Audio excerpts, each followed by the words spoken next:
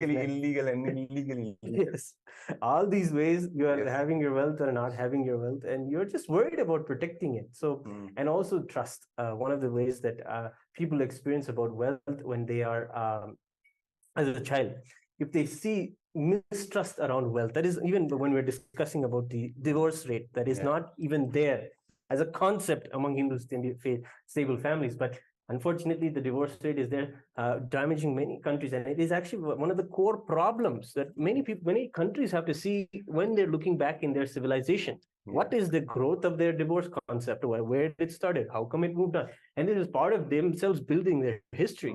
So it's a good idea to see, and it's all rooted at how the parents were able to create the trust in the child that, hey, we'll take care of you. I have the money for you. I have everything for you. Don't worry about it. But once they make any bad financial decisions, or many times putting the family in some kind of a, because of their personal greeds, putting the family in some kind of a crisis financially, people are so traumatized about wealth after that. My father had wealth problems, had money problems. If money comes to me, I also had problems. This is some kind of a root cognition that many people carry about themselves and about wealth, and that it comes and is just adapted by them, by their family. So then, when they come to the Mahaparameshwaram program, they'll recognize where and what influenced them about wealth, what gave them these ideas, or how they even came up with these ideas. Most of the time, you only come up with these ideas. It is not given to you. You don't have opportunity inside the program to point your finger and blame that the world put me in this situation. No, it is all about responsibilism again. You have the opportunity to take responsibility for your life and make a difference in your life first, and also everyone around you. And that is the core cognitions from where we can promise that leaders are going to be able to come and to the Mahaparameshwaram program, put out all of their frustrations, put out all of the ways that they're having to deal with the money they have, the money that they've got, or the people around them, and how the people around them deal with their money. All that is also because many of the times you become a financial advisor for so many people, and you need to help people handle their money properly. So that also responsibility comes to you. So this kind of a conversation, this kind of a look-in happens in the Mahaparameshwaram program. And again, please scan the QR code immediately if you are interested in participating in the Mahaparameshwaram program, which will be starting on May 15th. Yes, May 15th, yes. And we will be happy to guide you and contact you and get to know more about how you can make the Mahaparameshwaram experience happen in your life. Yes, because even when you were talking, I was just relating the whole thing. Two things. First thing, that the whole concept of leadership and taking the responsibility from your inner space, cognizing where are the fault lines, where are the wrong thought currents from which I am not able to manifest the wealth in my life. Same thing scales up to at the level of the country, because ultimately, let's say the prime minister or president of a country, the whole country is like his family, right? He has to take care of them. He has to manifest the best life for each and every person. And he has to manage the whole economics of that whole country or of that whole economic unit. It's just a different scale, but the cognitions are the same. So what happens in the Mahaparameshwaram program, it starts with your own individual breakthrough. You manifesting the resources that you want individually, then including more and more people with the leadership consciousness. It starts with the whole wealth consciousness, the right cognition about wealth. On top of that, including leadership consciousness and including more and more people as part of your life, as a part of your whole enriching circle. How many people are you taking responsibility for? How many people are you taking responsibility to have an enriched life and contribute to their life? And you just going on and on, expanding authentically and increasing this whole space, increasing the whole scale, and easily manifesting the leadership consciousness at even the level of a country, of even a nation. Mahaparameshwaram is a program that manifests presidents and prime ministers, Maharaj. Yes. Because that is a perfect way to even happen. Because any leader operating from a wrong cognition, or even an individual operating from a wrong cognition, corruption will naturally happen in that society, right? All this rat race will naturally happen in the society. The vengeance against each other will naturally happen because everyone is operating from these powerless cognitions. When we heal ourselves at the individual level, when we complete with all these root patterns and the wrong cognitions and all this powerlessness related with wealth, related with ourselves, and with related to the the outside world, each and every aspect. With that completion only can we really manifest the wealth consciousness with what you mentioned, right? Just having the confidence that what I want, money will come. I just have to make one decision what I want to manifest. Let's say I want to manifest a perfect business. I want to manifest a school or a hospital, whatever I want to create. Having that sankalpa and starting to move, I just know wealth will happen. That is the kind of wealth consciousness we are talking about. Same thing when manifested, when scaled up to the level of country. The kind of economy, I'm just visualizing the kind of society that would manifest when these kinds of people are becoming the leaders. And we have seen in our Hindu civilization all the greatest kings, the greatest incarnation, Ramaraja, what it was. Bhagwan Sri Ramachandra Prabhu manifesting this leadership consciousness, the perfect economy. The Shastras say that, the Ramayana himself says that when Ramarajyam happened, people were living in the Ramarajyam in such a bliss, in such a way that anybody who walked into Ayodhya will simply be able to pick up sapphires, emeralds, and pearls and diamonds on the ground. Wow. This is something that in today we find inside the vaults, stepped away from anyone's eyes. But you are saying that in Ramarajyam, you're able to see gold and silver and metal and precious stones just be able to come pick it up and go. Yeah, go. That is the way that Ramarajyam was created. Such bliss and harmony and such enlightened civilization that this wealth wasn't that which would move them. This wealth was also there and much more, 1,000 times more. The real wealth, the cognition, the enlightenment experience, all these people were thriving with that, bubbling with that. Joy and bliss. They had that much wealth and it just overflowed onto the world around them. And that is what it means to be able to just pick up wealth and do and go. That is the Ramayana. You're not going to pick up sapphire on the ground. It just says how much you have in your go. Yeah, that's exactly. You don't need. Oh, this is I found this in my house. This is something that is just lying on the ground. But it comes from the core cognitions of contribution, Maharaj, and that is where it is all. It is in the fundamental way you have your thoughts. Are you thinking me? Or are you thinking you? Are you thinking always for contributing, you, giving? That is the cognition. Or are you thinking my wealth, my family, my silver, my gold, my business? Thinking like this. Or are you thinking your wealth? You contribute like this.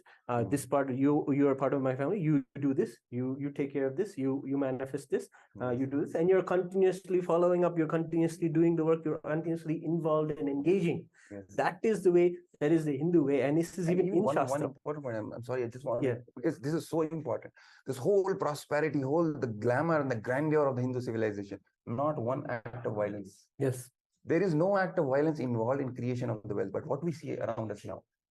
Any act of creation of wealth comes naturally with some kind of vengeance, all the way up to war. Whatever we have seen in the geopolitical scenario today, the whole tussle and the grabbing of wealth and this and that, grabbing of territories, grabbing of wealth, grabbing of this, grabbing of power.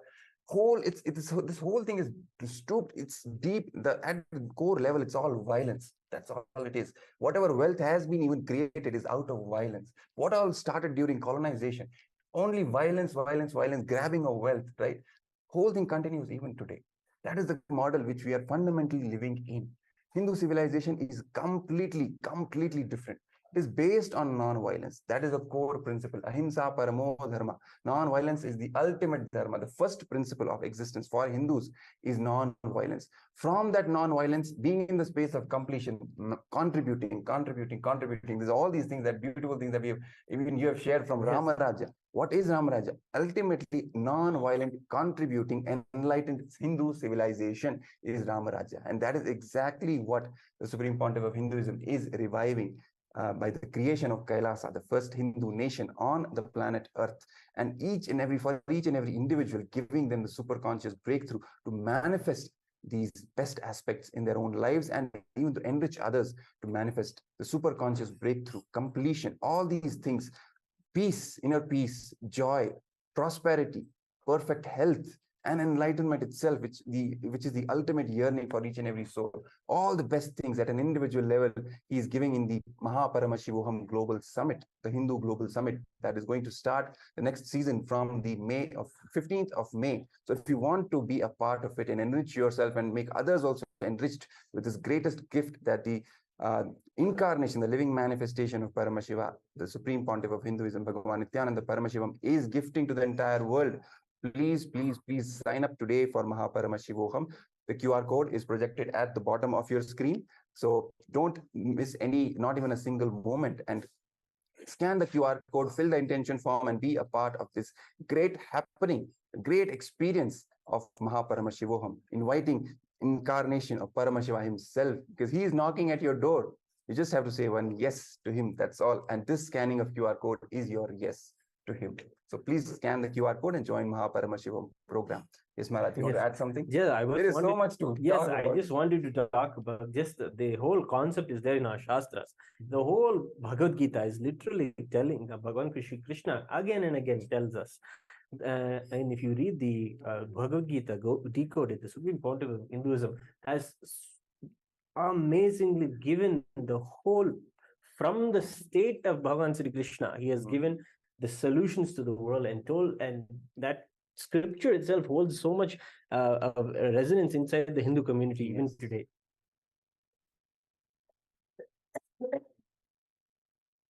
Excuse me.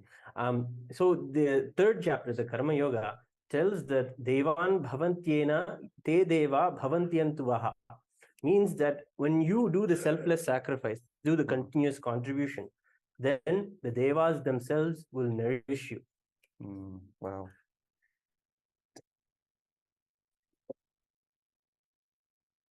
It's such a beautiful statement, Maharaj. Yes. And then in the third chapter, he goes on telling more about how he himself, that Param Brahma, is there inside the contribution. In the act of the sacrifice, in the act of giving, in the dhana, in the act of creating the wealth, in the act of giving the wealth, and in the act of the wealth being enriched and going around. He's saying that the work is born of the Creator, and he is born of the Supreme, and the all-pervading Supreme, the consciousness, the Supreme Consciousness, is eternally situated in the sacrifice of enriching. There is no concept of charity to give an illusion of currency. It is all about the work of keeping currency current. Yes. That is what the Supreme Pontiff of Hinduism says. And Hindus have shown this by example, by being continuously keeping currency current in every country they go to.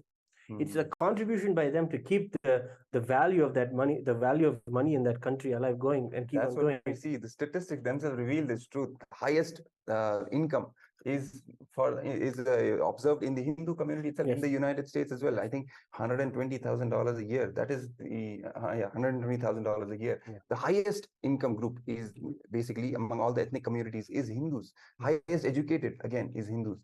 The least crime rate, least violence is again the Hindus. So much of statistics, numbers speak for themselves, right? We're not talking in air. All these things, all this data is out there. And Hindu civilization leaves its footprints of all these gifts and all these values. They leave their footprint, and it's all there for people to see. Yes, and I even remember that when it came to this, it's very interesting actually, the statistic that is 120K. That is the standard that all the Hindus in America are able to maintain. Actually, I remember in some of the conversations when I was a child having, there was some of the friends that would come and share about how the wealth should be, how the person should go for their next job, how they should get the promotion, what amount of money they should ask for in their next job, in the next promotion. And even when our parents are getting ready to and get the next job, the standard they even kept is 120K. It is the number. It just reminded me that hey, that was the number that was told to my parents, that hey, this is the number you need to strive for. So that way that the whole close-knit community keeps that standard even among themselves. Even the way that even the education is there. Just say you have to go to the highest education that is here, and they take on the standards there. And of course, the whole narrative of how education can be given is a very important thing. And as the education is one of the biggest things that Hindus in all over the world, they hold a higher standard in that. And they're able to, because of that education, be able to be, again, more contributing to the latest trends, to be able to be extremely modernized because of that education, and be able to give so much back because they know what people need. They know where people are current and how to keep that current. Even 1%, the Hindus make up 1% of the US population, but 8% of the founders of startups. That shows the drive to create, the drive to build stuff, right? And be educated and learn the skills and whatever knowledge is required to create more and more and contribute more and more to society. And then also the third point, which you said earlier, having the confidence and to ask for the contribution back so that you can continue to contribute. That's where the whole 20K number comes, right? When when you're confident that I am going to contribute, I'm going to contribute more and I want to contribute more. So I need these resources for it. It will just come, it will just happen. That is the confidence we are talking about. And this is fundamentally rooted in the values of the belief system, the core cognition of the Hindus that the Hindus have been carrying. Sometimes they even don't know about it. Even Hindus don't really realize sometimes that all these values from where they have come, right? From it is all the core cognition of the Hindu civilization, from the knowledge. It's ingrained in their very DNA itself many times. So it is even the Supreme Pontiff of Hinduism, and the responsibility that he's taking is to even give the Hindus, the practicing Hindus in the young generation, the realization, the knowledge of the blessing that they are born as a Hindu, and making them understand that their Hindu identity has a utility value, it has the greatest utility value, and to cherish it, to celebrate it and enrich more and more people with the values, with all the contributions of the Hindu civilization that it has made and it potentially can make. Even when it comes to AI and all the modern technology, even the Supreme Pontiff of Hinduism has mentioned that Hindus have the power and the potential to even contribute to the whole AI revolution. The whole world is filled with the whole fear and paranoia. It's going to take our jobs. But what is the Supreme Pontiff of Hinduism telling? Hindus have an opportunity to contribute here as well. There is nothing to fear. It's a breakthrough, in fact. The best news. And it is thinking about the future exactly. When we were also discussing how the many countries, many successful companies that in fact are led by Hindus nowadays, they are actually investing so much of wealth inside AI because, and many projections show that AI is going to be the future, and it is something that you want to put your wealth in because it is going to do so much of contribution back. So that is literally future planning, long-term planning, and that is a Hindu way of thinking. And the Supreme Pontiff is telling that AI is the future, and he is telling us that it is something that we need to immediately start working with immediately, and it is gonna give us also the possibility of giving everyone a super conscious breakthrough, bringing Hinduism at its core to everyone, and that is what AI can really help us do. And just thinking in the long term, it can really help. And I just wanted to take a few minutes as we close down for today's presentation, today's show. Just a few minutes just to tell everyone and invite everyone to tell about Kailasa's upcoming festivals. It's the festival season. Nityotsamam is happening, and currently right now in all of the Kailasas, the Agni Nakshatram, it is the peak summer, and I think many countries in the world are facing the heat wave that is going on in the world. And the heat wave, actually, the remedy for it, Paramashiva gives beautifully in the Agamas, is keeping the Dharapatram, the cooling pot above the Paramashiva Linga, whose very body is connected to the whole ecology. And when his body is cooled, the whole ecology is cooled. And that is a celebration that is going on right now in all of the Paramashiva Devalayas and Tyandeshwara Devalayas all over the world. And at the end of this 28-day peak summer heat, there is a festival of a grand Abhishekam that is offered to Paramashiva in the form of the Nishkala, Sakala, the Paramashiva in the form of the Shiva Linga. And and that ritual is there. There is going to be a celebration coming on the 28th of May. And then after that, of course, we have Nityananda Purnima, the very day that the Supreme Pontiff of Hinduism had the enlightenment experience. That is coming on June 4th. That's the next full moon. Of course, the whole Hindu calendar goes with the full moon axing and the waning of the moon and the position of the stars and the nakshatra and the sun and the moon in everywhere. So that's the next festival. And after that, we're having festivals of the Guru Purnima. And then, of course, that second half of the year starts. That is the Dakshinayana that has so many, that is just every other day you will be having a festival or the other. And of course, there's another festival happening just this Guru, the Nityananda Purnima that is coming up, the very celebration of the Thirugnana Sambandar.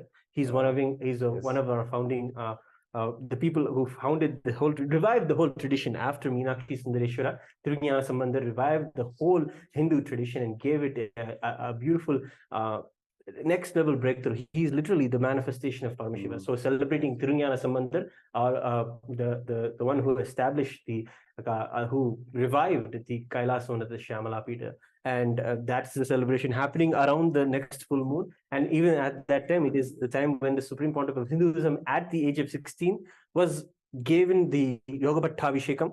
And that celebration also we do. The Yogabhattabhishekam is a celebration of a graduation of a person who has mastered Vedanta, mastered all the basic philosophies of Hinduism. So that is a celebration. So these are all coming up. I just wanted to give an open invitation. You know what I'm thinking, Maharaj? Yes. I'm just thinking, no chance of any economic collapse for Hindu community. No way. It is going to be there forever. And these festivals are going to keep on coming. The calendar keeps going. The celebration continues. Celebration continues, the economy continues to thrive, right?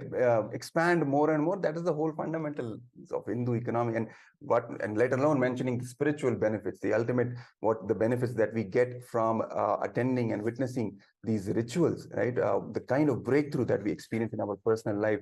So it spans across various dimensions, all these rituals and everything, and how they give us the benefit at the mundane level all the way up to enlightenment itself.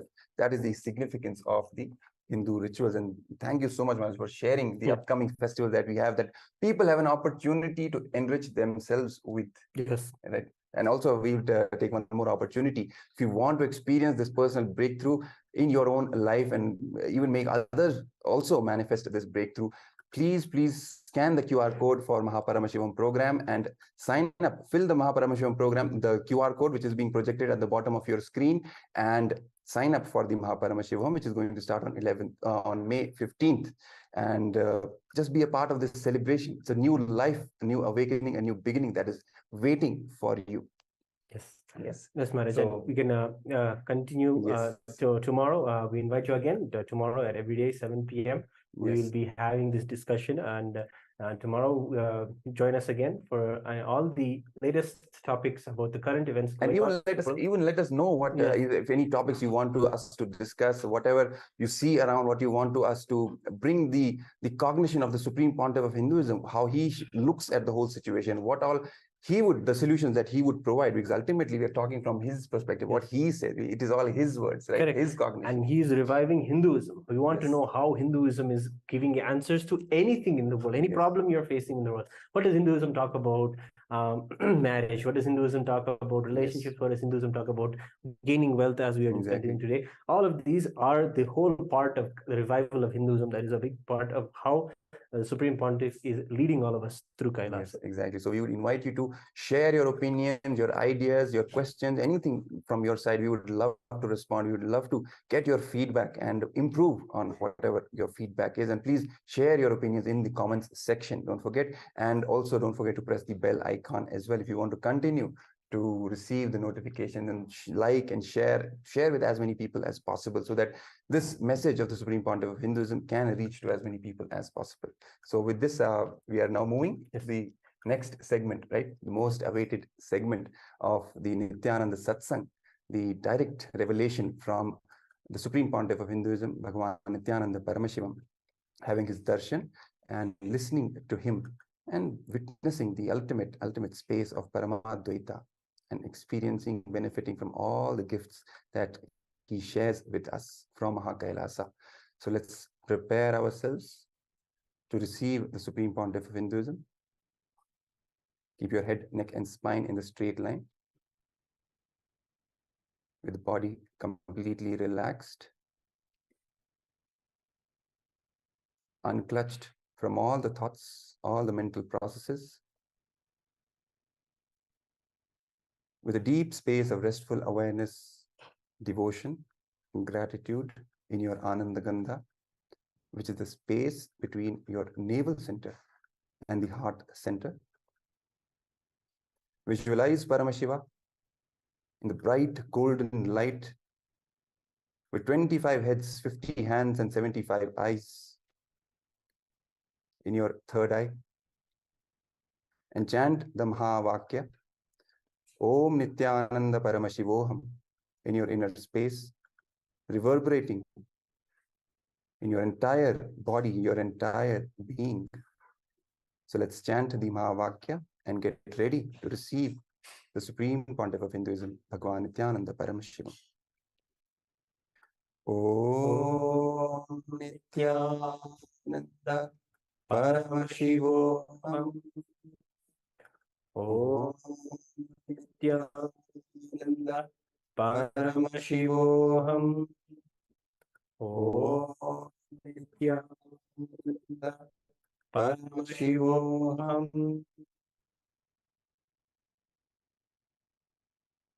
Om Nityanandeshwara Paramashiva Samarambam Nityanandeshwari Parashakti Madhyamam Asmadacharya Paryantam Vande Guru Paramparam.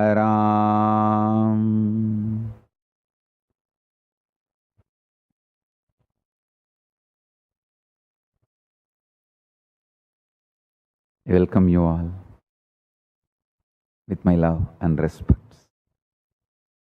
I welcome all the living and practicing Hindus from all over the world.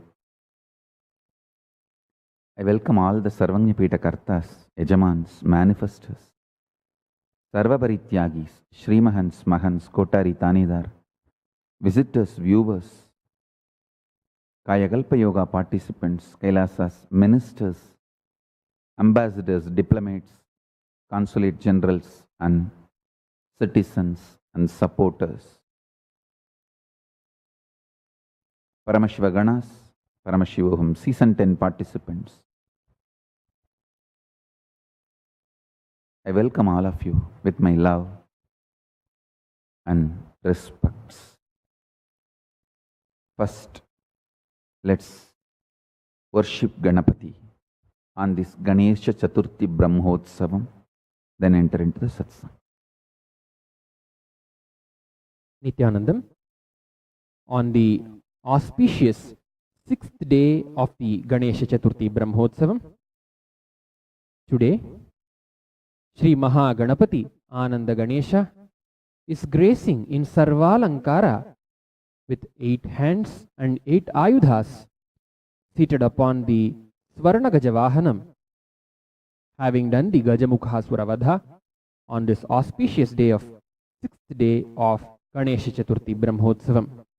We now offer our worship at the feet of Sri Mahaganapati Ananda Ganesha and Jagat Guru Mahasanidhanam, His Divine Holiness Swamiji. Suvarna Danda Mandita Prachanda Charu Chamaram Griha Preeti Sundaram Yugakshanam Pramoditam Kavindra Chittaranjakam Mahavipatti Bhanjakam Shadaksharaswarupinam Bhujanga Deva Rupinam. Om धूर्वधूर्वधूर्वन्तन्धूर्वतयो ओस्मान् धूर्वदितन्धूर्वयं वयं धूर्वामस्त्वं देवानामधितस्थितमं पप्रितमं दुष्टतमं वह्नितमं देवहूतममहृतमसि हविर्धानन्दृगम्भस्वमाह्वा आर्मित्रस्य त्वा चक्षुषा प्रेक्षेमाभेर्मा संविक्खा मात्वाहि कुक्षिषम् ॐ गं गणपतये नमः। ॐ श्री महागणपते नमः। आनन्दगणेशाय नमः। धूपमाघ्रापयामि। ॐ उद्दीप्यत्वजातवेदोपघ्नन्निरृतिं मम पशुकिश्च मह्यमावह जीवनं च दिशो दिशा मानोहिगंसि जातवेदो कामश्वं पुरुषं जगत् अबिभ्रदग्न आगहि श्रिया मा परिपातय। ॐ गं गणपतये नमः। ॐ श्री महागणपते नमः। आनन्दगणेशाय नमः। एकहारतीदीपं सन्दर्शयामि। ॐ मधुवातार्तायते मधुक्षरन्ति सिन्धवः माध्वीर्नः सन्तोषधीः मधुनक्तमुतोषसि मधुमत्पार्थिवगुम्रजः मधुद्यौरस्तु नः पिता मधुमान्नो वनस्पतिर्मधुमाग्निम् अस्तु सूर्यः माध्वीर्गावो भवन्तु नः मधु मधु मधु ॐ गं गणपते नमः ॐ श्री महागणपते नमः आनन्दगणेशाय नमः नानाविधानि नैवेद्यानि निवेदयामि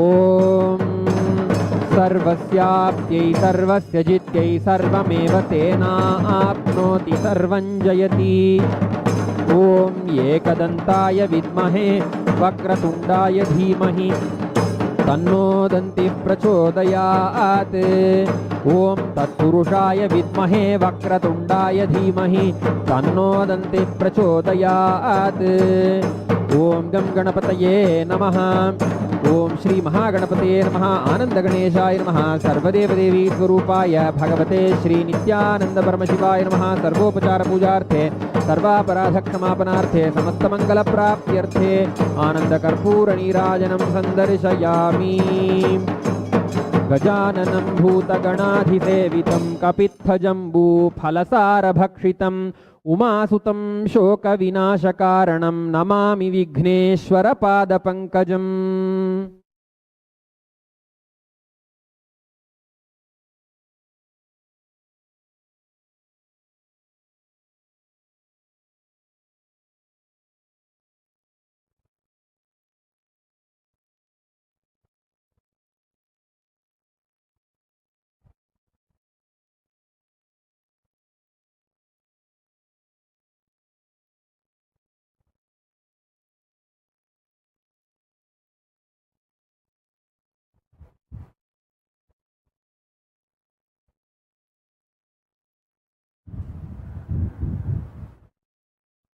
Paramashiva's message directly from Kailasa.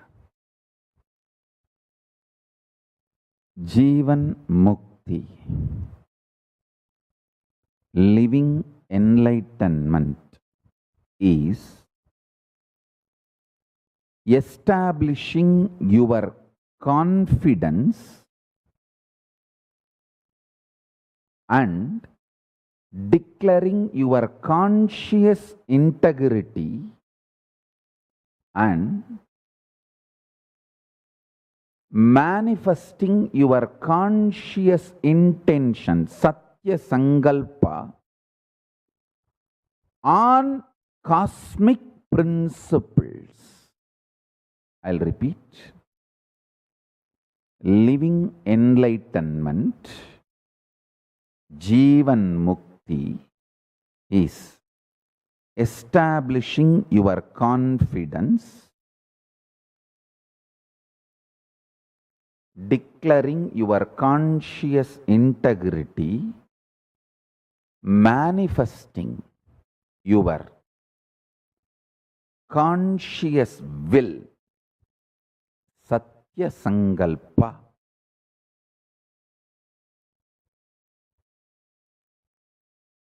on the cosmic principles.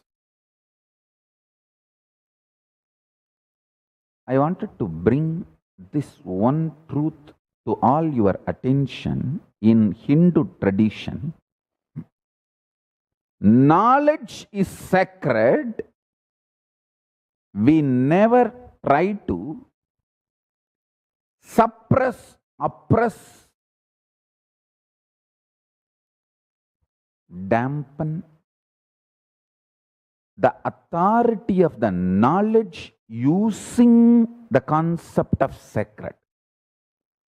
The concept of sacred is used only to strengthen your intensity of seeking, your intention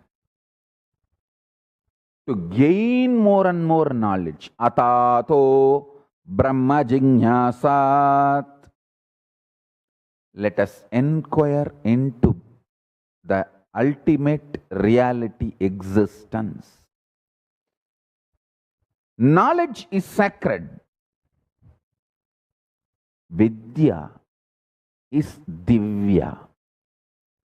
We never used the principle called sacred to suppress, oppress exploration of knowledge. That is the beauty of the Vedic tradition. That is why we are so open for upgrading, amending, evolving ourselves. It's a living civilization. It was, it is, it will be. Sa vidya ya vimuktaye. That is why Vidya is given the form of woman in Hindu tradition, because the woman of the house, her decisions, her will persistence makes the whole family flow in the direction of enlightenment. I tell you, I have seen how silently, passively, non-aggressive way, with tremendous will, persistence and patience, my own mother led the whole family towards the direction of enlightenment, just because she is from that heritage. I don't think she even consciously planned. Just because she inherited the heritage, by keeping that heritage alive very passively. I tell you, I have never seen my mother shouting or fighting, screaming with my grandmother, means her mother-in-law, or my father, her husband, or anybody in the family. Please understand.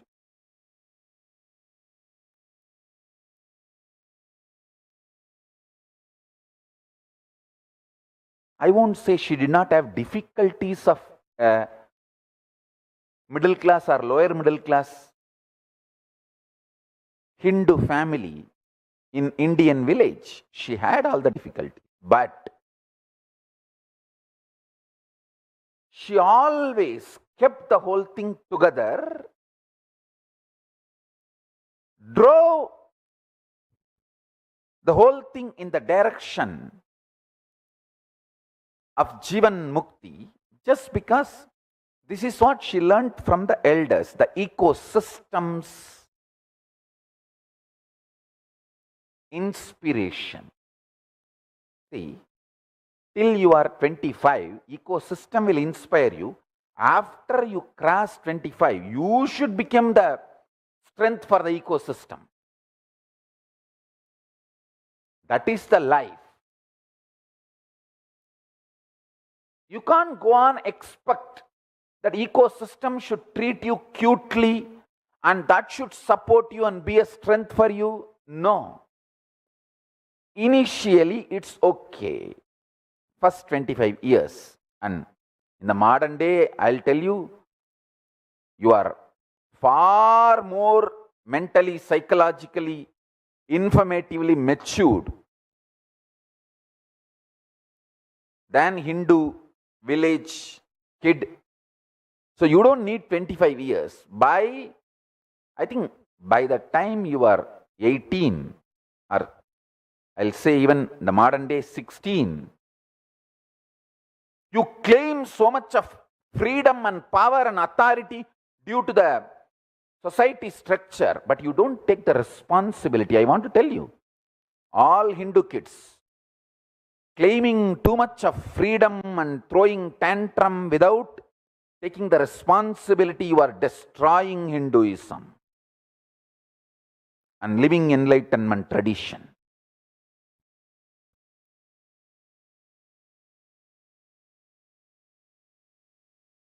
By 16 to 18, all Hindu kids should start supporting the ecosystem of enlightenment. You can't be any more just sucking the ecosystem, be the load on the ecosystem through all your tantrums and expecting you to be treated very cute. No.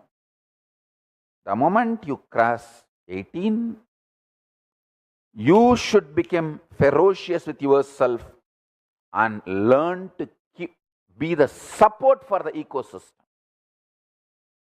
I tell you, dharmo rakshati rakshitaha. When you support dharma, dharma supports you. When you protect dharma, dharma protects you. I'll tell you this principle which I am talking now is the economic policy, strategy, principle of Hinduism. Listen.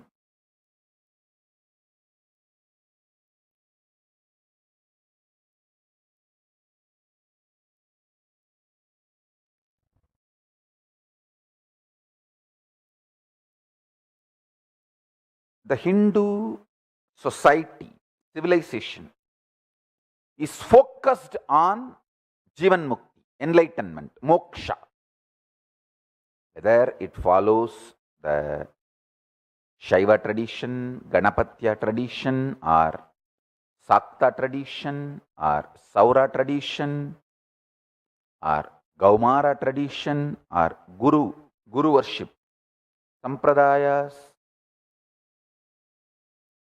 or Vaishnava Sampradayas, any Sampradaya. Basically, the ecosystem, a civilization, Samastana, is focused on enlightenment. And people who keep this knowledge of enlightenment and teach, they are paid.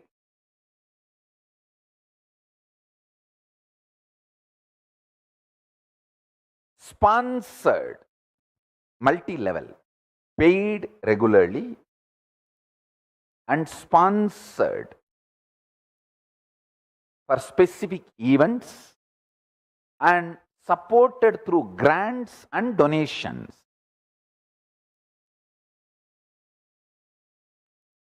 And the people who maintain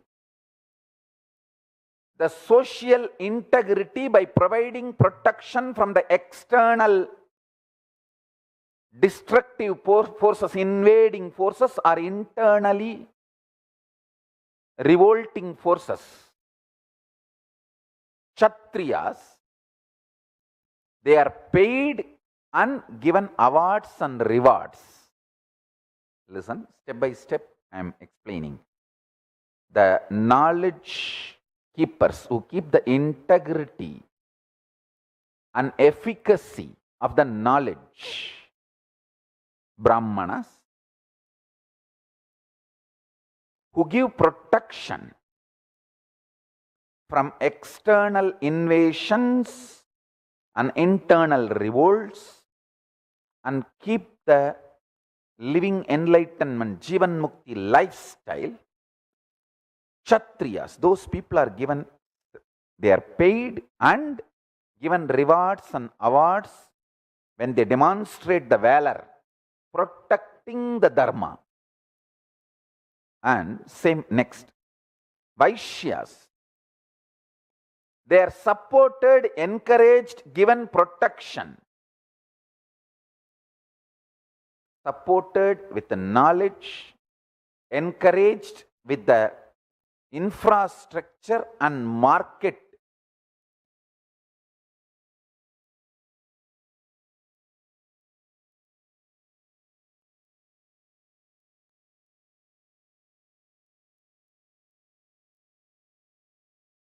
Protected, given protection for their wealth, for all these services provided by the state to the Vaishyas. In turn, Vaishyas pay the tax to the state. And Shudras are empowered with the land and all the equipments needed to grow grains or everything else needed for the sustenance of the life, in turn paid, supported with all their needs. It's an amazing, unique, very organized, legitimate civilization. I tell you, the pre-Brancian age civilization, the only civilization still alive, of course, in a very critical stage, beaten, broken, lost even confidence on themselves and their principles, their ancestors, constantly being told that your ancestors are stupid and your ancestors are useless. See, once you take someone's confidence about their heritage and past, he does not have any more future, because he will not try to replicate his knowledge, heritage, past, the glory of the past in future. He will just surrender to you and listen to you and do what you say as the right future. To enslave a civilization and kill a civilization, remove their confidence about their glorious past. Successfully, this poisoning is done to Hindu civilization. It is almost in intensive care unit, emergency care unit. The only good news is it is not dead. I am back to revive. I will not let it die.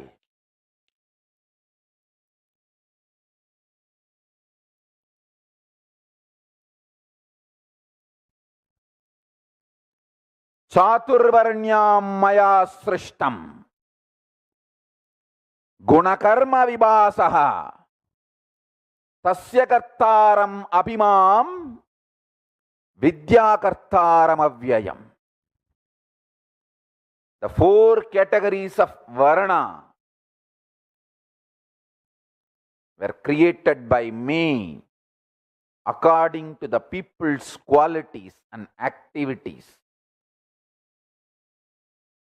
Although I am creator of this system, know me to be eternal and will come back again and again to keep this system alive. The only civilization still alive, not dead, from pre-Brancian age is Hindu civilization, Varnashrama Dharma. And I'll be back again and again and again to keep this alive, giving confidence to people on this system is Hindu economic principle. For example, if a Brahmin does Agnihotra every day, teaches Vedas to the kids, not only he is given a regular salary by the king, all the punya he acquires, the merit he acquires by these sacred actions, not only he gets the Kailasa after death, he can encash his punya even as a usable currency like grains, gems, other items needed to run his life during the Ashwamedha Yajna, Putrakameshti Yajna, other major yajnas, yahas, rituals done by the king. Please understand. All the major yajnas done by the great kings in their kingdoms are dispersing the punya currency in Buloka, this world day-to-day usage currencies. Please understand this principle. This principle is going to be very important principle in Kailasa economy. I am going to revive this. If you serve any temple run as per Vedagamas, you get punya which you can use not only in Kailasa after you leave the body, you can encash them, withdraw as currency even for your day-to-day use, which can be in the form of grains, precious gems, precious metals. I mean what I am saying. This is the fundamental policy with which the Kailasa economic strategy and economic policies are getting evolved. Listen. Bringing legitimacy, economic legitimacy to all the religious actions, activities you perform. If you go around Arunachala, the Arunachala Purana describes you will get certain punya with which you can achieve and enjoy Kailasa. Not only you get that, you get even the country currency. You withdraw, you receive currency in the form of grains, clothes, other utilities, including precious metal, precious gems. The ritual happening where all this disbursement happens is yaga, yajnas conducted by the kings in those days. For example, when a Brahmin comes, the senior Vidvats, the senior Brahmins decide this person, this many years, is practicing all the Vedic rituals and teaching. So he gets this much of punya in Kailasa and this much of country currency. The Kailasa currency punya and country currency in the form of grains, precious metal, precious gems, clothes, whatever. This was a living economy of Hindu tradition and Hindu samsthanas, Hindu kingdoms. I am going to revive it. I will revive it with the grace of Ganapati, Paramashiva.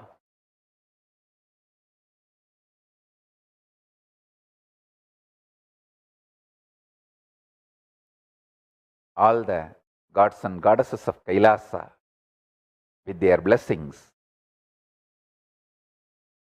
I will revive it. Same way, these principles are elaborately described in Vedas and Agamas. That is going to form the basic structure of Kailasa economic policies and strategies.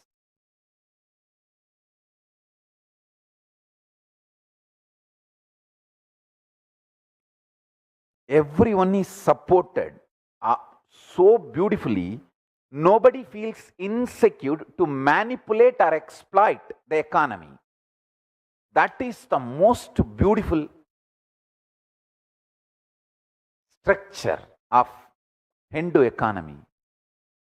Understand, it is such tremendous, deep confidence building system, and so much of security was given. I tell you, I was studying thoroughly. Let me openly declare, all my last 26 years of life, after the Yoga Pattabhishekam, 1994, my gurus have put me on the throne by doing the Yoga Pattabhishekam. They put me on the seat. From that time, all my attempts,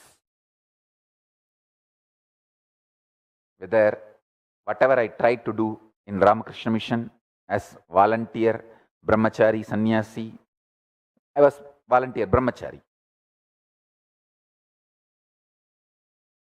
Or after I started this Sangha, all my economic policies were trying to revive these principles of Hinduism.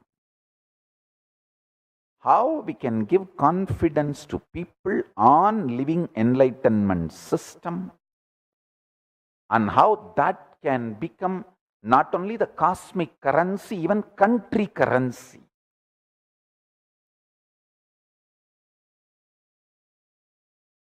I was trying various trial and error methods, but I tell you, very confidently, with the grace of Paramashiva, I am successful in coming to a very balanced, clear policies and principles which will intensely give confidence and secured feeling to people, so they will be part of this whole Dharmo Rakshati Rakshitaha, protecting Dharma and letting Dharma protect us, empowering, protecting Dharma so powerfully, so that becomes a living energy to protect us.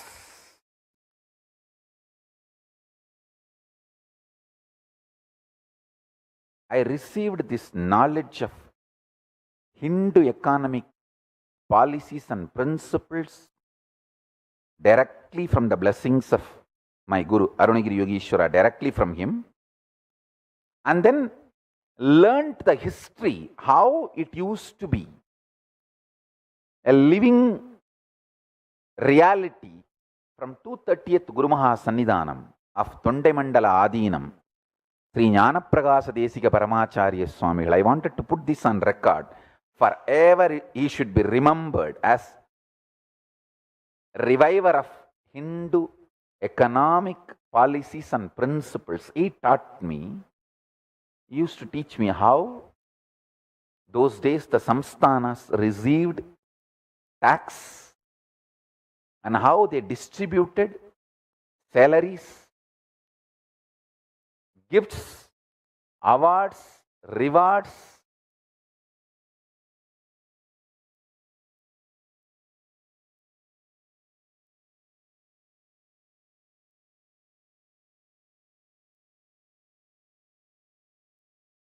For example, Brahmana, when he performs something great, when he is high achiever, he is supported, gifted with all the things which strengthens his lifestyle.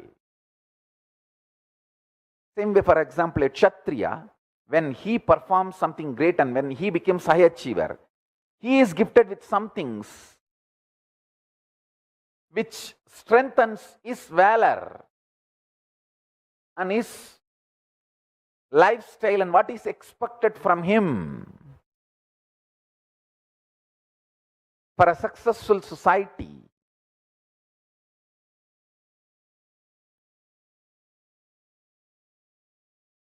he gets glory, name, fame, and many women decide to marry him. He is glorified in such a way, the society is enamored by his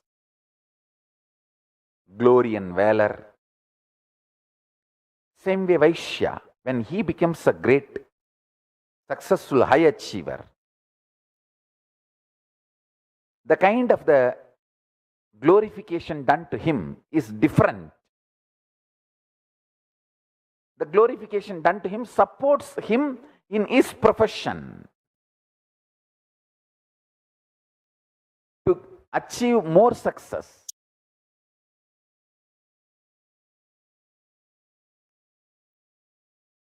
A great, amazing, beautiful society was kept alive with the principle of enlightenment. I want to tell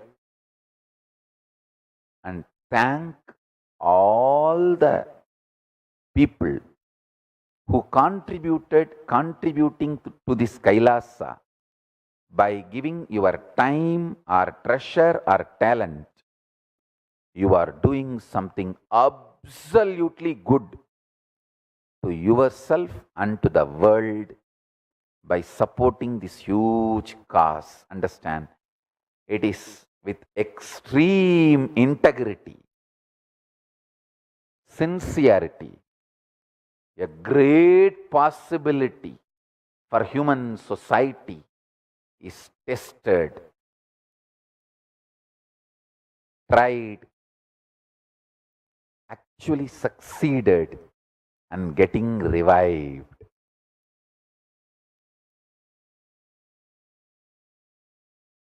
Trial run is successful.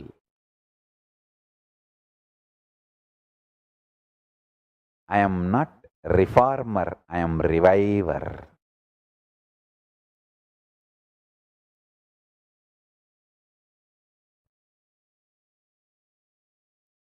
And in Hindu tradition, the two layer, the economic principle, one is the currency. Technically in Sanskrit, if I translate that concept, it's called grain-based currency, means just by possessing and owning, it has its own utility value, whether the grains or the precious metals, precious gems, by its own value, it has a value. There is no other regulatory body required to establish its value. By you owning and the way it is used, demanded in the society, healthy society, by this simple existence, it has value. Second, the regulatory body always made sure the principle of enlightenment was kept alive in all their regulatory principles. How and why gold should be precious metal? How and why? What gems will be considered as precious? Everything. The whole regulating mechanism was enlightenment centric. Understand?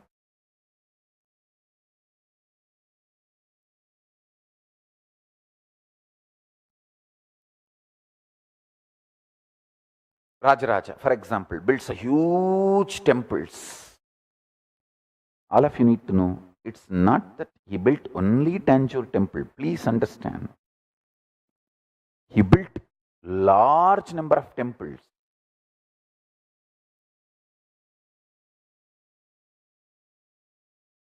Krishnadevaraya built large number of temples. I should say that all great known kings of Hinduism, whether Cambodia or Somanath or Chidambaram or Tanjore or Jagannath or Nepal or Sri Lanka anywhere the Hindu civilization was prevalent,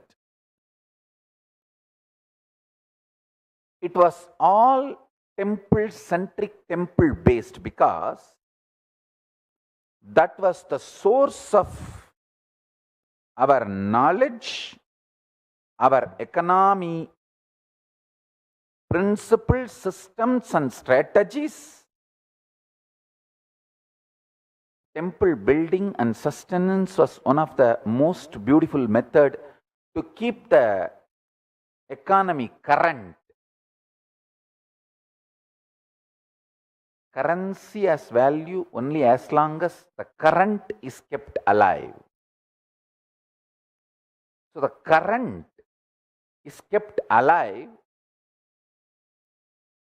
to keep the value of the currency through this large size temple building and running. I tell you, the concept of common debt is the story of Venkateshwara borrowing money from Kubera for his marriage and still repaying. It's a most beautiful story. If you understand that story, you will understand this concept of common debt. How beautifully, dharmically, the modern day concept of common debt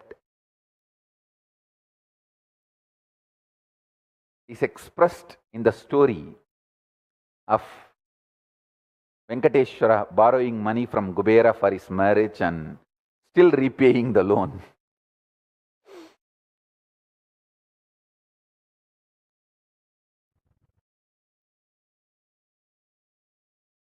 The glory of the temple,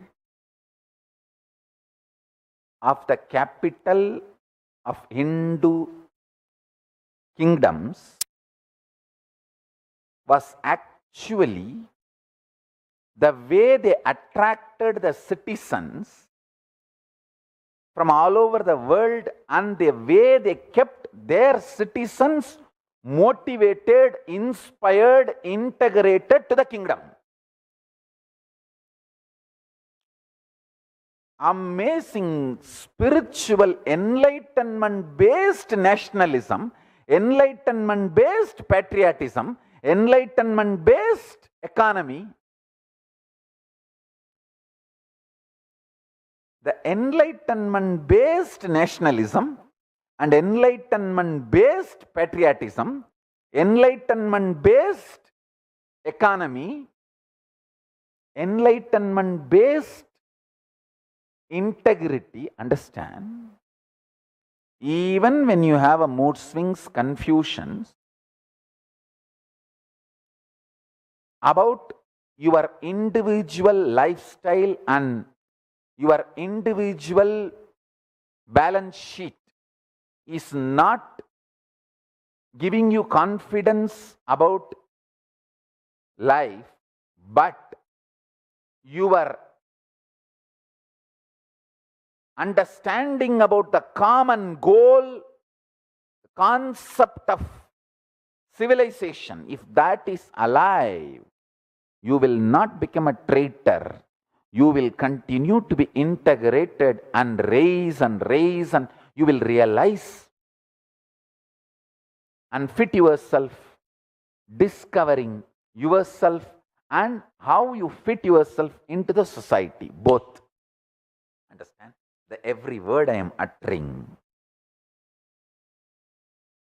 is the most beautiful principles of Hindu economic policies.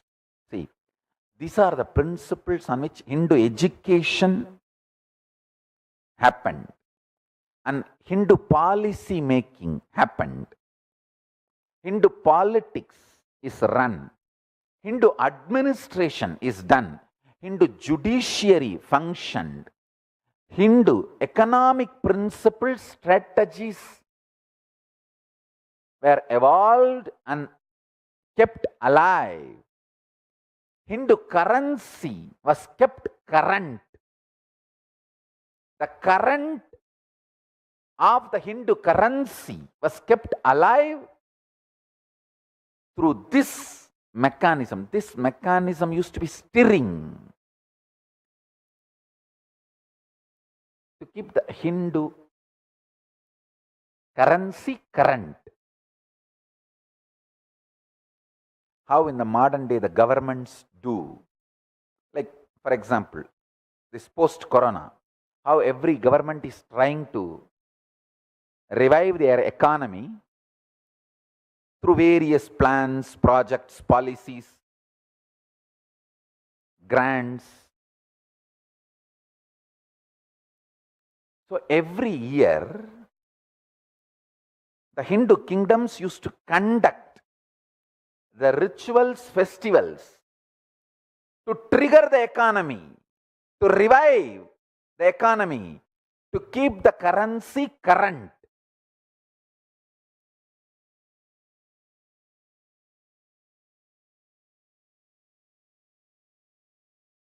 Sometimes people are made to support the common pool. Sometimes the pool is taken out and shared with people. But it was all done in a very dharmic way to keep the signs of living enlightenment.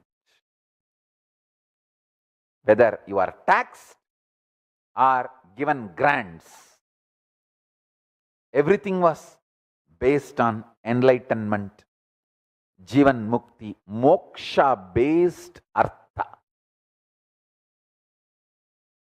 moksha centric artha.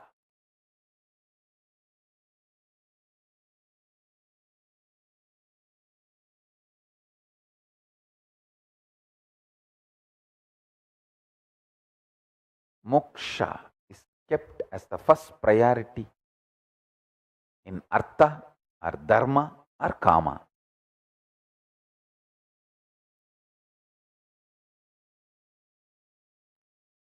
Just because we had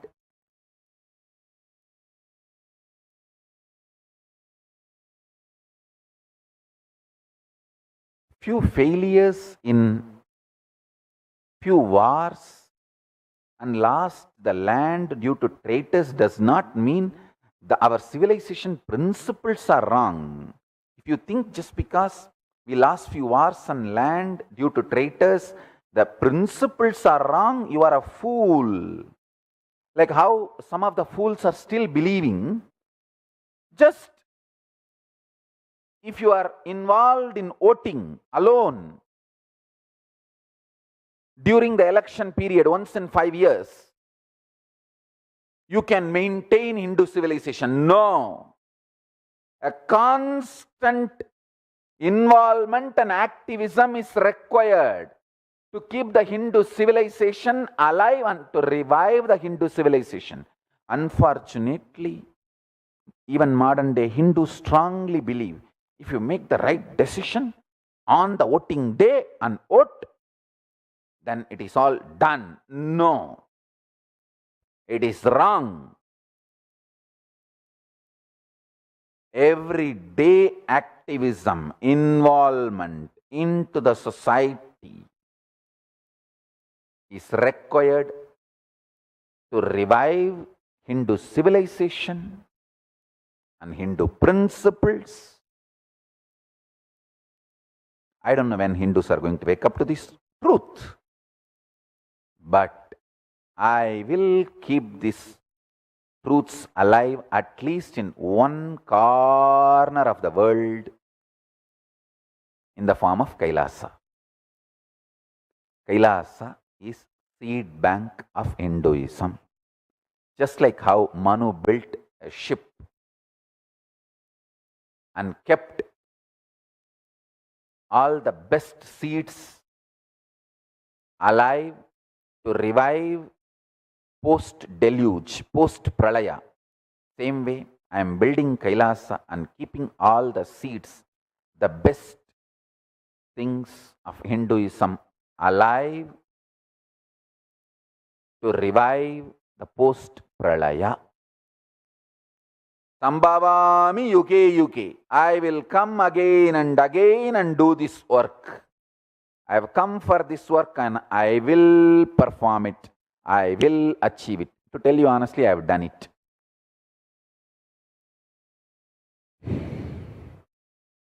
I just have to do further expansion.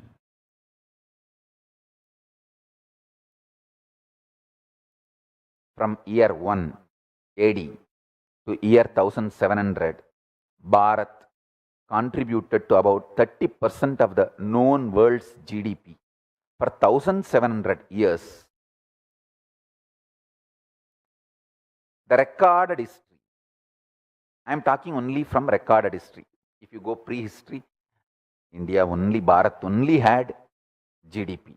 The concept of GDP did not exist in any other part of the world. The known world.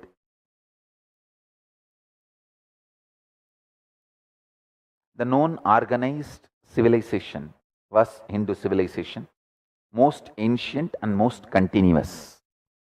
Unfortunately, now even Hindus have started believing Hinduism is functional only for religious and enlightenment purposes.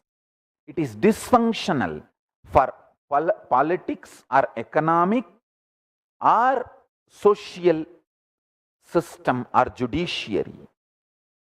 Even Hindus are brainwashed. I tell you, oh Hindus, please wake up to the truth. We were, we are, we will be a functional system, legitimate functional system. Not just spiritually, religiously, even economically, judiciary, socially, politically, in every level, without compromising, altering, adulterating. You don't need reformers, you need revivers. Hindus, wake up. Our ancestors are intelligent enough. They were intelligent enough to evolve a system. We don't need reformers, we need revivers. I want this to be today's message. All Kailasians, spread to the whole world. Hindus need to be educated, told, blow the conch, Shankanatha. We need revivers, not reformers. Enough reformers have harmed Hinduism as much as anti-Hindus. We need revivers, not reformers.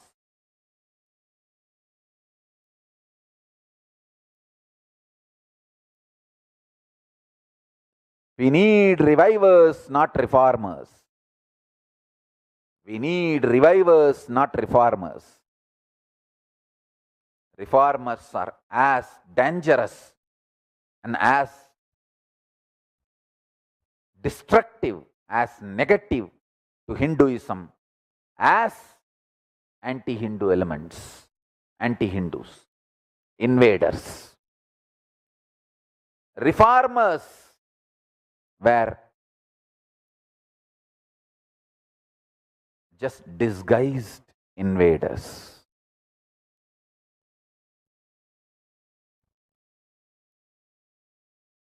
Reformers are the traitors used by invaders to destroy Hinduism.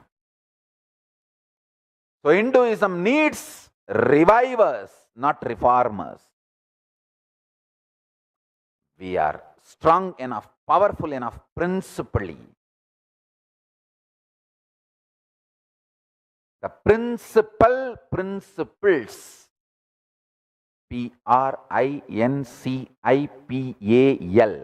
Principles,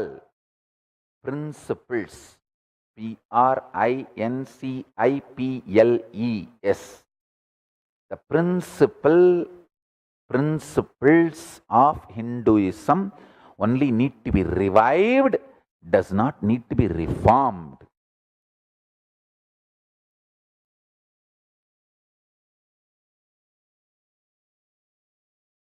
do the Jayagosha, Sankanada, Tirukailaya Vadya, and tell the world Hinduism needs revivers, not reformers.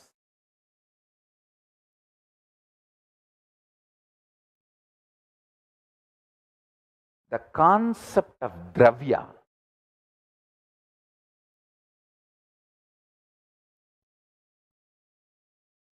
dana, dravya,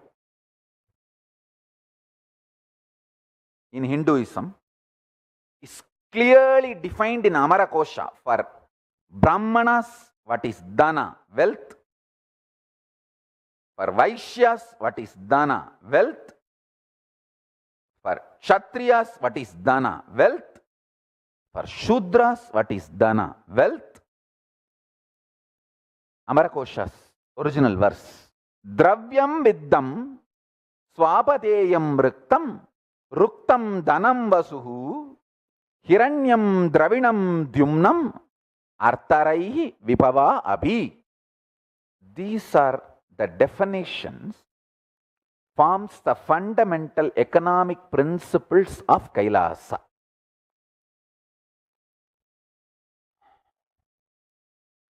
Synonyms of the word dana: dravyam, material; vittam, currency, goods, which is goods battered also is considered as currency.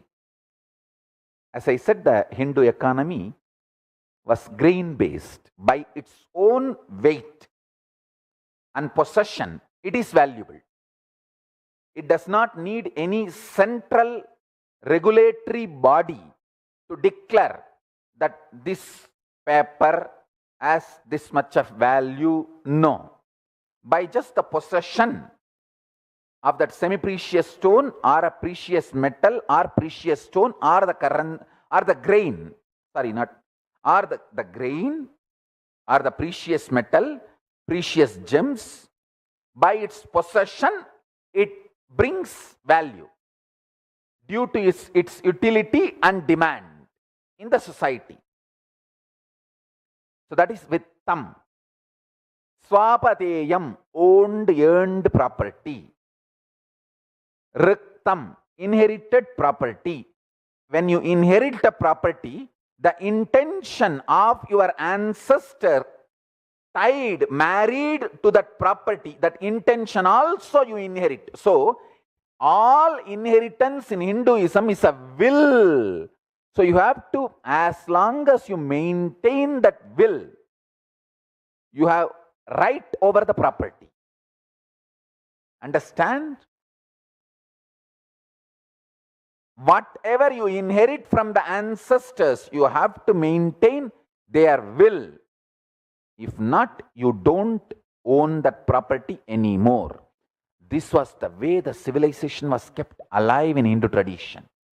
Hindu father will work for the 7th generation of their children, and same way they will inculcate the lifestyle, knowledge, principles in their children. Unfortunately, now in the modern day, neither they keep wealth for the children nor they inculcate the Hindu values for the children. Both should be done. I want my followers, you keep wealth for your next generation and you inculcate these values, Hindu values, into your next generation. And the next generation also respects the riktam, inherited property, and the will of your ancestors, both. Ruktam, possessing and enjoying it, expanding it. Dhanam, money. Vasu, land. Hiranyam, gold. Dravinam, movable properties, which is useful. Dyumnam, power and strength. Power and strength means capacity to understand the principles of the economy and change the investments and keep yourself alive, current, and your currency current. Artha, the business concerns and work. Rai, riches. You should pronounce as Rai, riches. Vibhava, magnanimity, omnipresence and power. Understanding the omnipresence and capabilities of Dhanam and keeping your magnanimity to keep the omnipresence alive all over the world. For example, if you honor your commitments only, they will honor their commitments. That is what is magnanimity. So, Kavi Kalpa Druma gives the synonym of Dhanam as Dhanyam, means the grain-based economy and all other principles as I described from Amarakosha now. These are going to be forming the fundamental principles for Hindu economic policies and strategies. Hindu will is absolutely different from the will legal paper used today for establishing inheritance. Understand? Hindu will is lifestyle based. If you are from the Varna of a Brahmana and you inherit your ancestors who were Brahmana by Varna, only if you follow the principles of Brahmana Varna, you have the right over that property. Same way, Kshatriya, Shudra, and Vaishya. The Hindu inheritance principles. Actually, I tell you, it is so juicy and delicious even to understand the Arthashastra and Hindu economic principles. Wow! What a brilliant ancestors we had.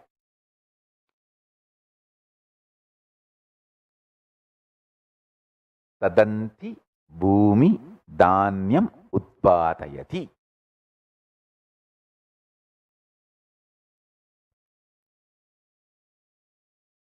Dhana is the earth that bears the fruits and seeds and that produces grains.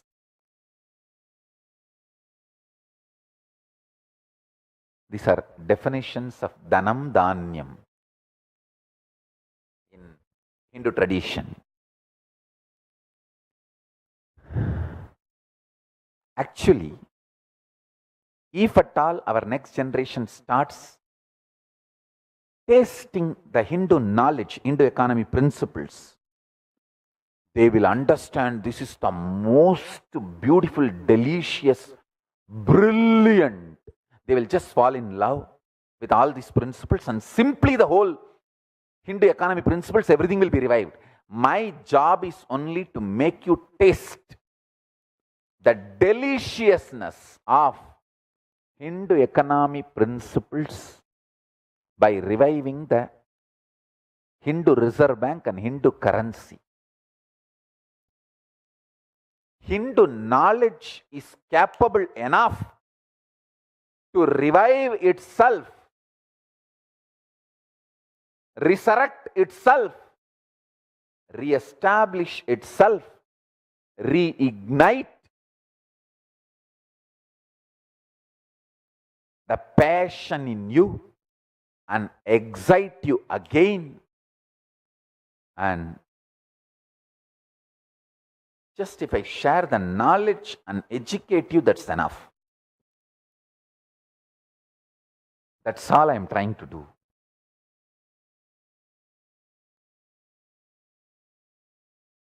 I have so much more to share. So with this, I bless you all. Let's all radiate with integrity, authenticity, responsibility, enriching, causing, living Shuddhatvaita Saivam, the state, space, powers, being, superconsciousness, and Kailas of Paramashiva. Paramashivoham, Om Nityananda Paramashivoham, the eternal bliss, Nityananda. Thank you. Be blissful.